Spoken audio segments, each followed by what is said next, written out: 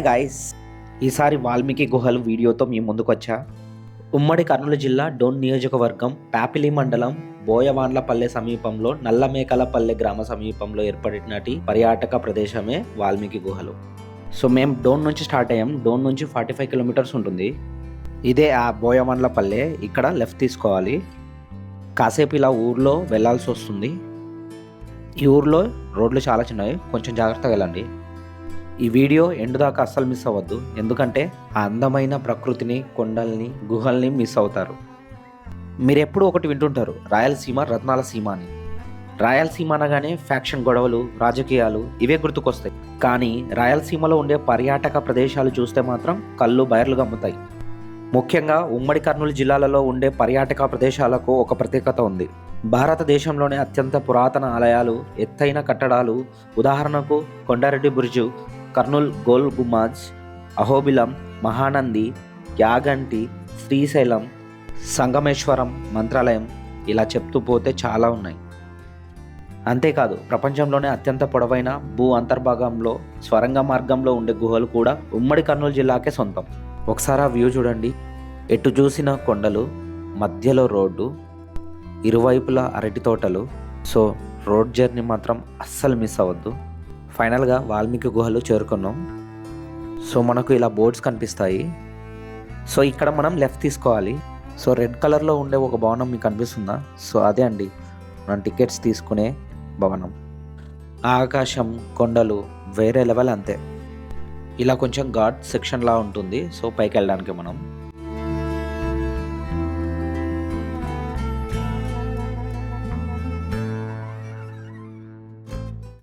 ఫైనల్గా పైకి అయితే వచ్చేసాం. ఇదే ఆ గుహలోకి ఎంట్రన్స్. ఇక్కడ బైక్ పార్క్ చేసి టికెట్స్ తీసుకోవడానికి వెళ్తున్నాం. మనకు లెఫ్ట్ సైడ్లో పిల్లలు ఆడుకోవడానికి కొన్ని ఎక్విప్మెంట్స్ ఉన్నాయి. మనకు ఈ బోర్డులో ticket prices and visiting hours ఉన్నాయి. విజిటింగ్ అవర్స్ మార్నింగ్ 10 AM నుంచి ఈవినింగ్ 4:30 దాకా. టికెట్ ప్రైజెస్ వచ్చేసి పెద్దలకైతే 50 రూపీస్ అండ్ చిన్నపిల్లలకైతే 30 రూపీస్. అలా టికెట్స్ తీసుకొని గుహలోకి అయితే ఎంటర్ అయిపోతున్నాం. సహజ సిద్ధంగా ఏర్పడ్డ గుహల్లోకి మార్గబిలం ద్వారా కిందకి చేరుకునేలా అభివృద్ధి చేశారు. కొద్ది దూరం వెళ్ళాక విశాలమైన మైదానం ఉంటుంది. గతంలో ఈ ప్రాంతం పర్యాటక ప్రదేశం కాకుండా కేవలం ఒక గుహల పాడుబడ్డ కొండలా ఉండేది. అయితే ఇటీవల రాష్ట్ర ప్రభుత్వం ఈ వాల్మీకి గుహలను పర్యాటక ప్రాంతంగా గుర్తించి దాదాపు 8 కోట్లతో అభివృద్ధి పనులు చేసి ప్రజలు సందర్శించేందుకు అందుబాటులోకి తీసుకొచ్చింది. దీంతో ప్రజలు సైతం ఈ గుహలను చూడ్డానికి ఆసక్తి చూపుతున్నారు. ఈ గుహలో పూర్వం వాల్మీకి మహర్షి రామాయణం రాసే సమయంలో ఈ పర్యాటక ప్రదేశంలో కొద్ది రోజులు నివాసం ఉన్నాడని ఇక్కడ స్థానికులు చెబుతున్నారు. అయితే దాదాపు భూ అంతర్భాగంలో 800 నుంచి 1000 మీటర్ల లోతు సొరంగ మార్గంగా ఏర్పాటు ఈ వాల్మీకి గుహలు. సందర్శించే వాళ్ళని ఆకర్షించడానికి ఇక్కడ వివిధ రకాల కలర్ లైట్స్ని అమర్చారు. మనం కింది భాగంలోకి వెళ్ళాలంటే ఈ ఐరన్ స్టెప్స్ ద్వారానే కిందకి వెళ్ళాలి. ఈ వీడియోని మీరు ఎండు వరకు చూడండి, ఎందుకంటే గుహలు ఎలా ఉంటాయో కళ్ళకు కట్టినట్టుగా వీడియో తీశాను.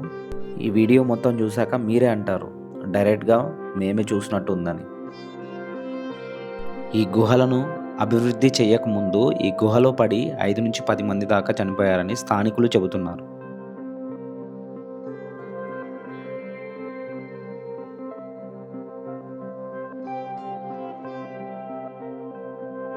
అక్కడ వెలుతురు కనిపిస్తుంది కదా, సో అక్కడ నుంచి మనం లోపలికి వచ్చాం.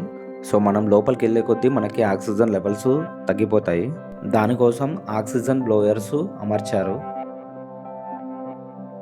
ఇందులో ముఖ్యంగా చెప్పుకోదగినవి సహజ సిద్ధంగా లైమ్ స్టోన్తో ఏర్పాటు అయిన కొన్ని శిల్పాలు పర్యాటకులను ఇట్టే ఆకర్షిస్తున్నాయి. వీటిని ఆవు పొదుగు అని ఇక్కడ స్థానికులు చెబుతున్నారు. ఇవి సహజ సిద్ధంగా ఫామ్ అయిన స్టోన్స్. ఆవు పొదుగుల్లా జాలువారినట్లు, కొన్ని చోట్ల నక్షత్రాలు కిందికి దిగినట్లు ఈ శిలలు మరికొన్ని ప్రాంతాల్లో కనువిందు చేస్తుంటాయి. ఈ గుహల్లో అడుగడుగున శివలింగాలు దర్శనమిస్తాయి. గుహల్లోని శివలింగాలకు వాల్మీకి మహర్షి పూజించారని, అందుకే వాల్మీకి గుహలుగా పేరొచ్చిందని పురాణ గాథ. కింది భాగంలో కొలను వద్ద శిల నంది విగ్రహాన్ని పోలి ఉంటుంది. నంది పైభాగంలో శిలను మీటితే గంట మోగినట్లు శబ్దం వస్తుంది. పక్కనే ఉన్న మరో శిలను మీటితే ఎలాంటి శబ్దం రాదు.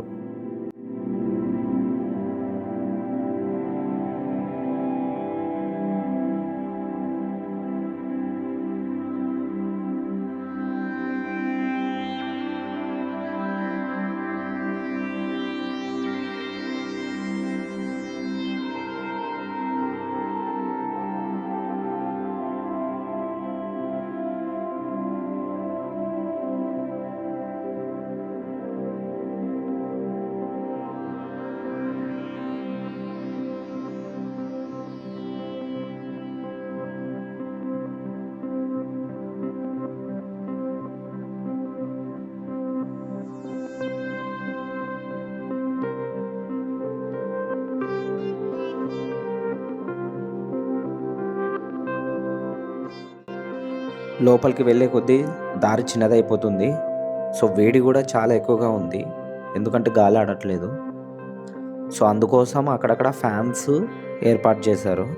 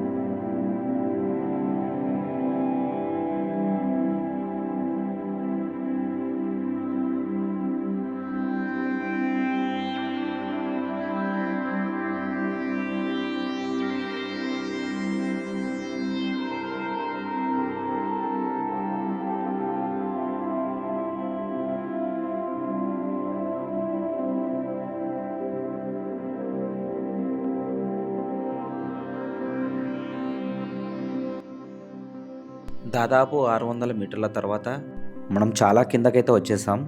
ఇక్కడ లైట్ సెట్టింగ్ మాత్రం సూపర్ ఉంది. అలానే చెమటలు కూడా బాగా పడుతున్నాయి. నా క్లాత్స్ మొత్తం తడిసిపోయాయి. ఇక్కడ ఫొటోస్ అయితే సూపర్గా వస్తున్నాయి, ఎందుకంటే లైటింగ్ వల్ల. మనం అటు సైడ్ వెళ్ళాలంటే ఇంత చిన్నగా ఉంది. సో ఇక్కడ మనం వంగుతూ అటు సైడ్ వెళ్ళాలి. నేనైతే చాలా కష్టపడ్డా. ఒరిజినల్ ఆడియో వినండి ఒకసారి.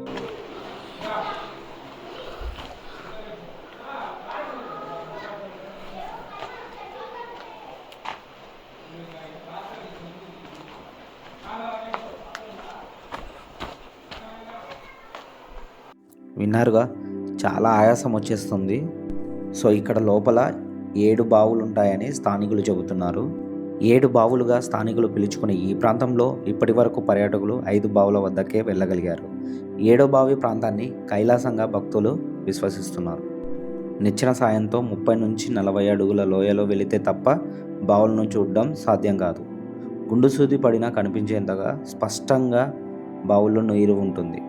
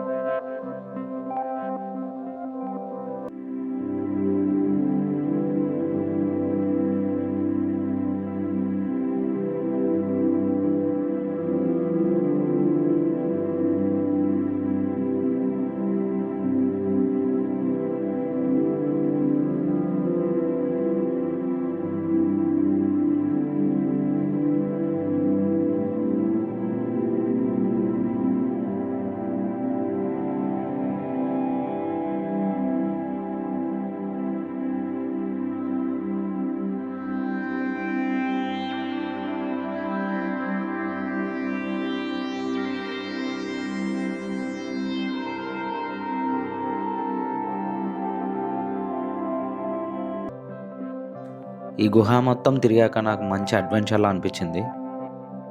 చూసారు కదా ఈ గుహల్ని, మీకెలా అనిపించిందో కామెంట్ రూపంలో చెప్పండి. ఇంకా ఇలాంటి వీడియోలు నేను మళ్ళీ చేయాలంటే ప్లీజ్ సబ్స్క్రైబ్ అండ్ లైక్ చేసుకోండి. నాలాంటి న్యూ యూట్యూబర్ని గుర్తించండి.